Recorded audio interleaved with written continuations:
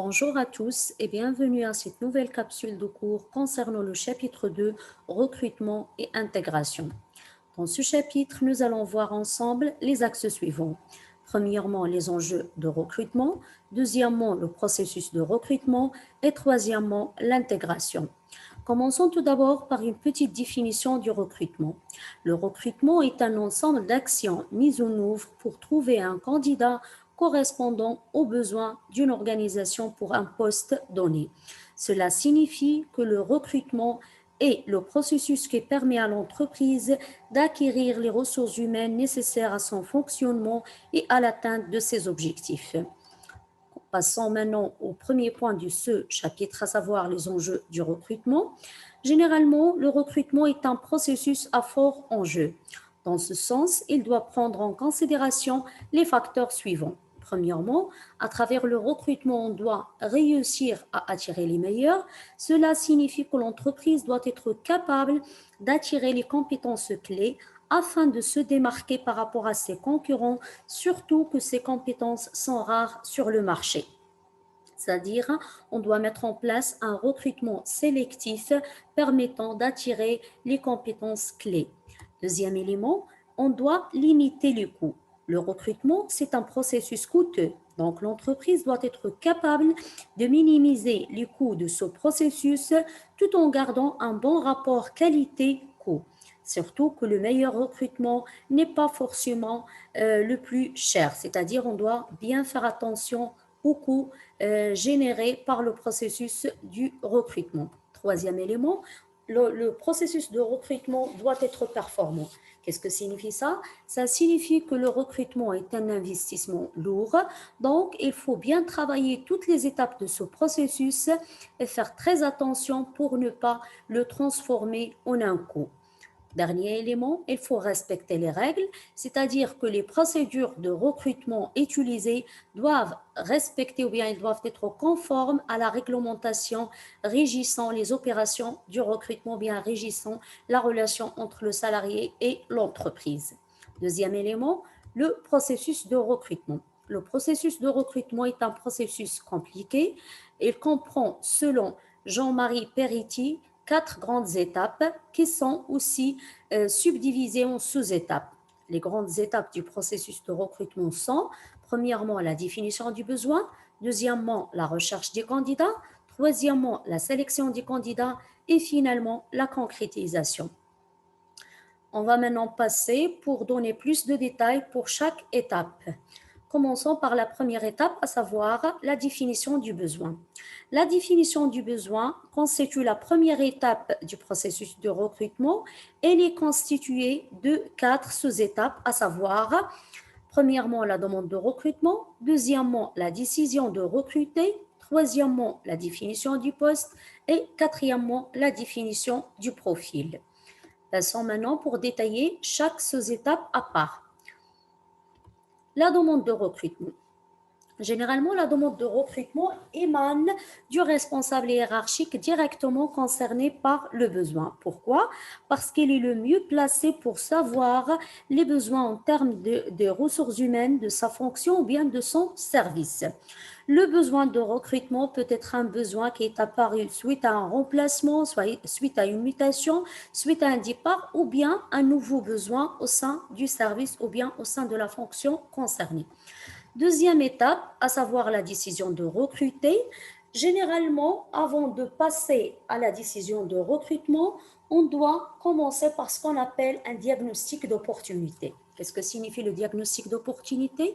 Il signifie que l'entreprise doit vérifier que toutes les alternatives ou bien toutes les solutions qui peuvent remplacer le recrutement, il doit vérifier qu'elles sont analysées à l'avance avant de recourir à une augmentation des effectifs. C'est-à-dire on doit voir est-ce qu'on peut résoudre le problème de manque de personnel grâce à d'autres solutions comme les stages, l'externalisation, le travail temporaire, etc. avant de passer à la décision de recrutement. C'est ça ce qu'on appelle le diagnostic d'opportunité. C'est-à-dire on doit vérifier l'utilité ou bien l'opportunité du recrutement.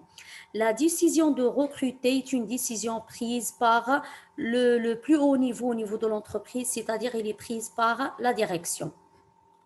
Troisième étape, la définition du poste.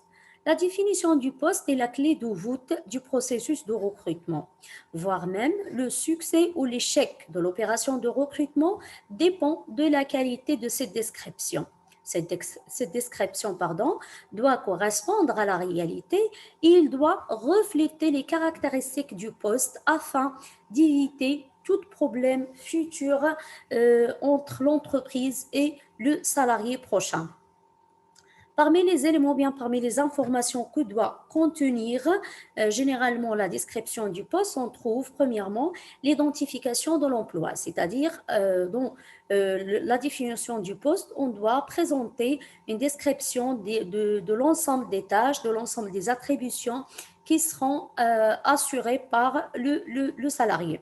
Il y a également la mission confiée au candidat, c'est-à-dire quelles sont les différentes responsabilités que le candidat sera amené à assumer. Il y a également la situation dans la structure, c'est-à-dire que le candidat il sera attaché ou bien il sera rattaché à quel service ou bien à quelle fonction.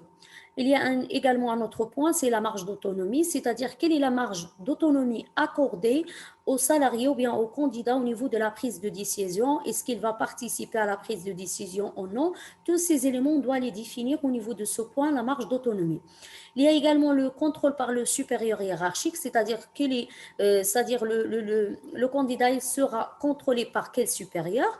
Et un dernier point, les moyens humains et matériels qui seront mis à la disposition, du candidat pour exercer son travail. Donc, c'est une étape très importante qui nécessite une attention particulière afin d'éviter toute inadéquation entre le poste et le profil.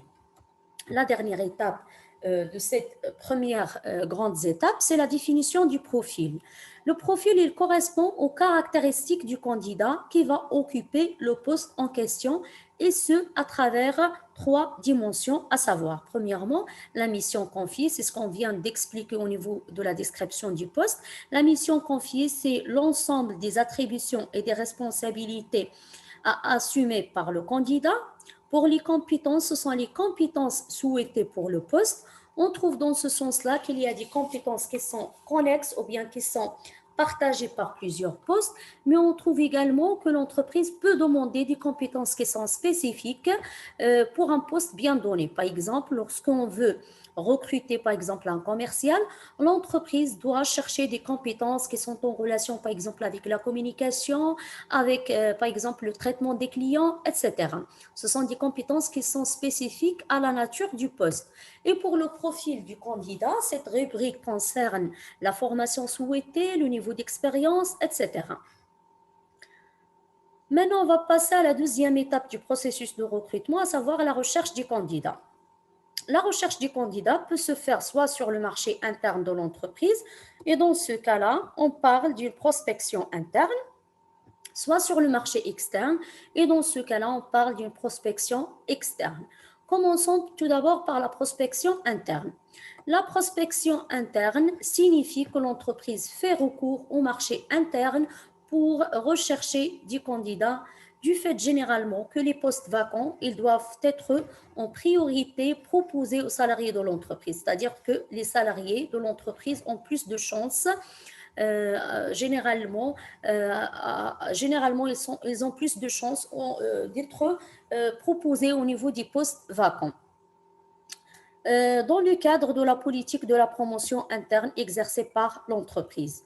De même, le recrutement externe, il n'est pas autorisé qu'au moment de l'absence de possibilités internes, c'est-à-dire qu'on passe tout d'abord par le marché interne pour chercher des candidats qui correspondent au poste vacant. Si on ne trouve pas ces candidats au niveau de l'entreprise, c'est à ce moment-là qu'on passe au marché externe.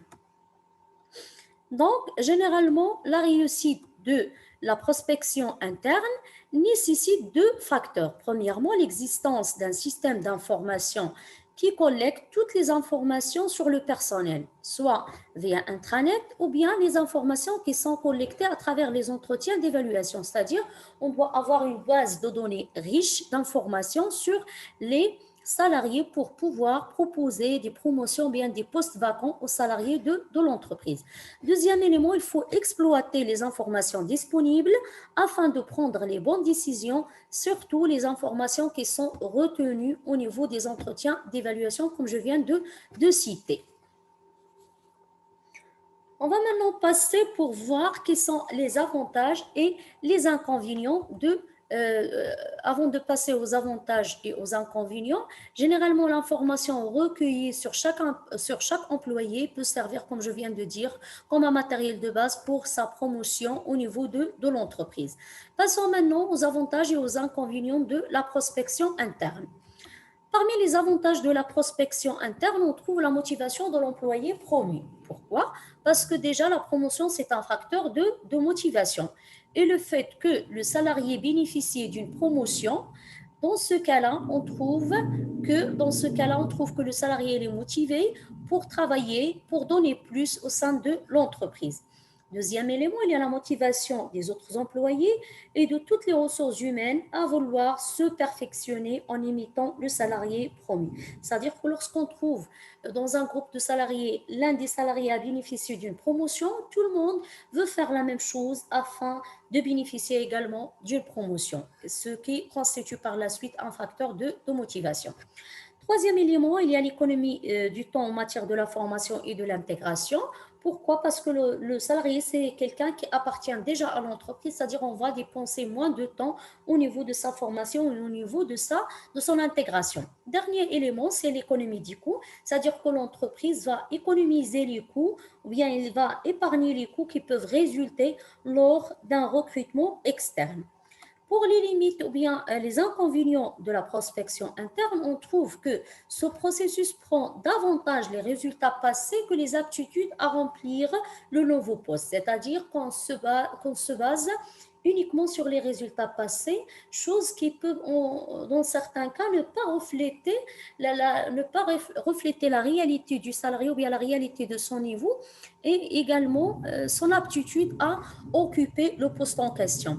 Deuxième élément, il y a l'accélération de la carrière, c'est-à-dire que les employés se trouvent très occupés par les promotions, par la réalisation des promotions, et dans ce cas-là, on trouve qu'on peut arriver même à un niveau d'incompétence. Donc, après avoir vu la prospection interne, on va passer maintenant à la deuxième prospection, ou bien deuxième type de la prospection, à savoir la prospection externe. La prospection externe, comme je viens de souligner, c'est lorsque l'entreprise fait recours au marché externe pour chercher des candidats. On fait recours généralement au marché externe au moment de l'inexistence de possibilités en interne ou bien à l'intérieur de l'entreprise. Généralement, la prospection externe renvoie à premièrement, la volonté de l'entreprise à comparer les candidats internes aux candidats externes, c'est-à-dire que l'entreprise veut disposer d'informations sur les niveaux relatifs du marché interne et externe du travail, c'est-à-dire elle veut réaliser une certaine comparaison entre le niveau des compétences en interne et en externe. Deuxième élément, c'est la volonté d'enrichir le potentiel humain de l'entreprise en intégrant de nouvelles compétences ou bien des compétences qui sont plus développées par rapport à ce qui existe au sein de l'entreprise. Et le troisième élément, comme je viens de souligner, on fait recours à la prospection externe au moment ou bien suite à l'impossibilité de trouver en interne le profil recherché. Maintenant, on va passer pour voir quels sont les moyens qui peuvent être utilisés par l'entreprise afin d'assurer ou bien afin de rechercher des candidats à l'externe de l'entreprise. Premièrement, on trouve parmi ces moyens qui sont assez nombreux, on peut trouver la candidature spontanée. Qu'est-ce que signifie la candidature spontanée? La candidature spontanée signifie qu'un candidat dépose sa candidature auprès d'une entreprise sans qu'il y ait une offre d'emploi de la part de cette entreprise. Généralement, ces candidatures sont en nombre croissant, surtout dans les grandes entreprises. Elles reflètent l'image externe de l'entreprise et l'entreprise, grâce à son relationnel avec les écoles et les universités, elle a pour objectif d'attirer les diplômes recherchés. Généralement, les candidatures spontanées constituent un stock à consulter par l'entreprise à tout moment en cas de besoin. Généralement, les candidatures spontanées sont très connues à nos jours et on trouve dans les sites internet des entreprises actuellement une rubrique généralement spécialisée dans la réception, généralement des candidatures spontanées pour les demandeurs d'emploi. Deuxième moyen, c'est l'annonce. L'annonce peut être publiée soit dans la presse, soit sur Internet. Elle est ou il peut être adressé également à des organismes qui sont spécialisés dans la promotion de l'emploi, par exemple comme l'ANAPEC ici au Maroc. Parmi les points sur lesquels, ou bien parmi les points qui doivent être mentionnés au niveau de l'annonce, on trouve le nom de la société, son secteur d'activité, sa taille, le lieu d'existence ou bien la raison sociale, etc. Deuxième élément, la fonction, c'est-à-dire quelle est la fonction proposée, l'utilité, les objectifs, les évolutions possibles au sein de cette fonction, quel est le profil recherché également, c'est-à-dire quelle est la formation, le nombre d'années d'expérience, l'âge.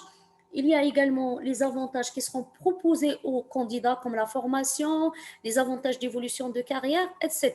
Et un dernier élément, c'est le mode de contact de l'entreprise, c'est-à-dire au niveau de l'annonce, on doit mentionner les coordonnées de l'entreprise comme les mails, le téléphone, l'adresse, etc.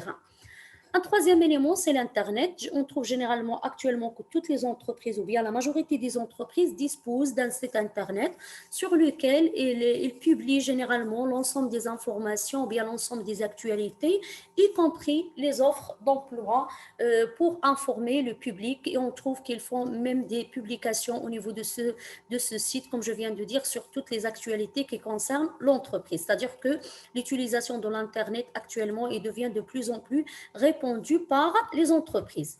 Il y a l'approche directe. Qu'est-ce qu'on entend par l'approche directe ou bien qu'est-ce que signifie l'approche directe? Il signifie, ou bien il est appelé également la chasse des têtes. Pourquoi on appelle la chasse des têtes une approche directe? Parce que l'entreprise, elle entre en contact direct avec le candidat, c'est-à-dire il ne passe pas par les moyens qu'on vient de citer comme une annonce ou bien Internet.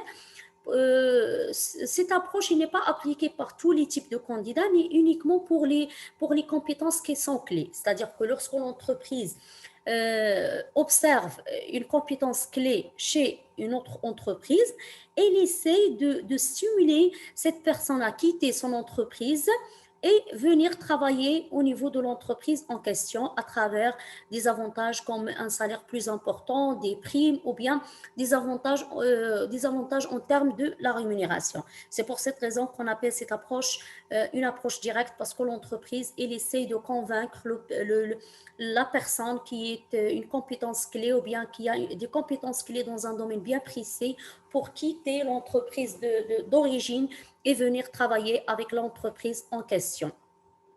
Le dernier moyen, ou bien les autres moyens, ça englobe plusieurs moyens comme les stages, comme les contrats d'externalisation. L'essentiel, ce sont des moyens qui permettent à l'entreprise également de rechercher des candidats à l'externe de l'entreprise. Donc, c'est la fin de cette vidéo. Merci pour votre attention et à la prochaine vidéo dans laquelle on va terminer la suite de ce chapitre.